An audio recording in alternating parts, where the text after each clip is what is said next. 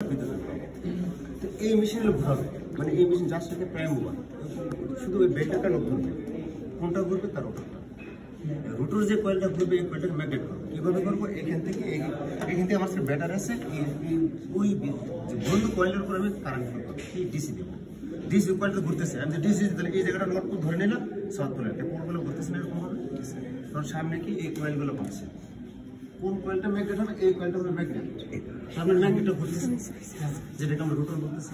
আর এই হলো তার কয়েল, কয়েলগুলোকে কাট করবে, কাট করলে এই কয়েলগুলো এই কয়েল, আর এই কয়েলটা হলে ওইটা হলো এই যেটা ঘুরবে রোটরটা।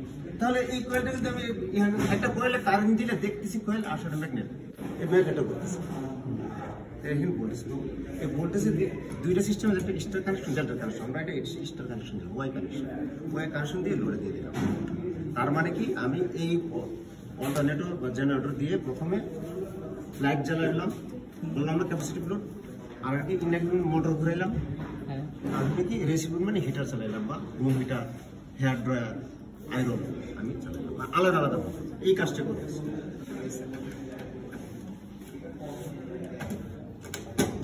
ওদের একটা প্রসিডিউর লিখে দিই, খাতার মধ্যে লিখে নিয়ে সবাই, যে সবকিছু অফে থাকবে। হ্যাঁ, এর প্রসিডিউর মনে রাখতে হবে কিন্তু, না কিন্তু পারবে। এখান থেকে 1 থেকে 7 8 পর্যন্ত একটা প্রসিডিউর লেখা, এই যে এটা সবকিছু এলোমেলো কেন দেখতে দেখতে এরকম লাগে। 1 থেকে 8 পর্যন্ত না 7 পর্যন্ত একটা প্রসিডিউর লেখা আছে। হ্যাঁ, এই পর্যন্ত এগুলো, এই কথাগুলো আমি লিখে দিচ্ছি যে কি পাওয়ার অন করবো, প্রথমে পাওয়ার অন করবো, এরও চিনে দিলে পিএস অন, পাওয়ার সাপ্লাই, এটা power on, PS power on. তারপর যে কাজটা করবো, এই রোডটা ঘুরিয়ে কি করবো, আরপিএম সেট আপ করবো 1500, এইভাবে ধরে এখানটা পুশ বাটন সুইচ টর্চ লাগে, লাইটটা ফেলবো কোথায়? ওই পুলটার মধ্যে, এই যে এইদিকে লাইটটা ফেলবো, ঘুরতে থাকবে সে আরপিএম এখানে। তাহলে এই নবটা ঘুরিয়ে ফিল্ড রেজিস্ট্রেট কন্ট্রোল নব ঘুরিয়ে আরপিএম সেট আপ করবো 1500 ফিল্ড রেজিস্ট্রেট। হ্যাঁ, এই নবটা ঘুরিয়ে এইভাবে ধরবো। হ্যাঁ, এখানে ধরলে যে কথা, এখানে একই কথা, যদি একটা পেয়ে একই স্পিডে ঘুরবে। এতে আরপিএম সেট আপ করবো 1500। করার পর আমি কি করবো, এই সুইচটা দেবো, লিখতেছি। হ্যাঁ, 1500 সেট আপ করবো। তারপর এই সুইচটা দেবো, এক সাইডে সুইচ দিয়ে S1 অন করে অন করবো। তারপর কি করবো, এই পাওয়ার সাপ্লাই ভেরিয়েবল কন্ট্রোল নব, 70 থেকে 75% ঘোরাবো। এই যে এখন এই নবটা কত আছে, এই সিলেক্টর পয়েন্টটা 50% আছে না, 70 থেকে 75% পর্যন্ত যাবো, এইটুকু পর্যন্ত যাবো। তারপর এই নবটা ঘুরিয়ে, এক সাইডে নব ঘুরিয়ে এই মিটার দিকে তাকিয়ে 415 ভোল্টেজ সেট আপ করবো। একে রাখবো 750। এখানে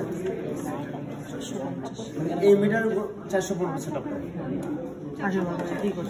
তারপর 415, এই যে সিটের মধ্যে লেখা আছে। তারপরে ব্যালেন্স লোড দেবো, লিখি ব্যালেন্স লোড। 415 সেট আপ করার পর ব্যালেন্স লোড দেবো, এইভাবে একসাথে। এই যে 1200 মানে প্রতিটা ফেজে 1200 দেবো। আমি এরকম দিতে পারবো না, একটা 1200 একটা 48 এরকম দিতে পারবো না। এটা 48 হয়ে গেল না, 3টি 1200, 3টে 24, 3টাই না, ওইটা না, আমি তাই বলবো একসাথে দেওয়া লাগবে ব্যালেন্স। এখন আমি এইখান থেকে শিফট হওয়ার সময় যে কাজটা করবো, জাস্ট এই সিস্টেম অন ছিল তো, ওখানে যখন যাবো কি করবো, জাস্ট এই সিস্টেম অফ করবো, অফ করে খুলে ইন্ডাকটিভ ক্যাপাসিটি অন। আবার বলতেছি, পাওয়ার অন, আরপিএম 1500 ঘুরিয়ে, তারপর এক সাইডে সুইচ অন, তারপর এই নবটা ঘুরে কি করবো, 70-75% যাবো। লাস্টে এই নবটা ঘুরিয়ে এই মিটারে 415 ভোল্টেজ ট্রান্সফার করে ব্যালেন্স হবে। এই কাজটা আমি করবো।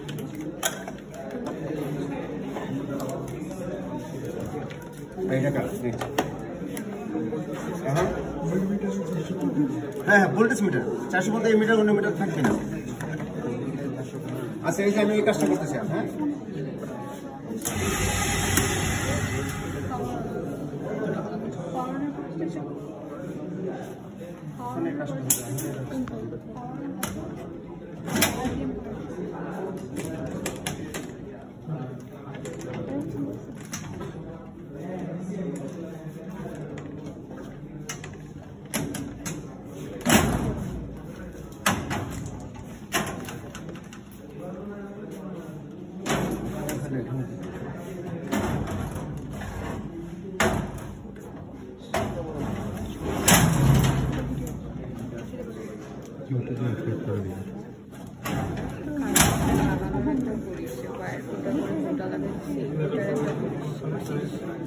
ওটা করি না তাহলে এই মেশিনটা কি জাস্ট ওকে ঘোরাচ্ছে, এর কোনো আর কোনো কাজ নেই?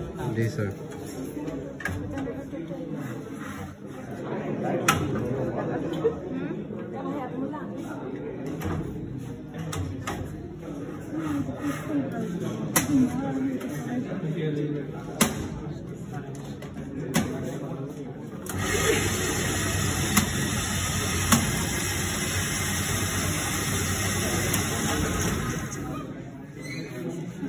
এটা হয়েছে না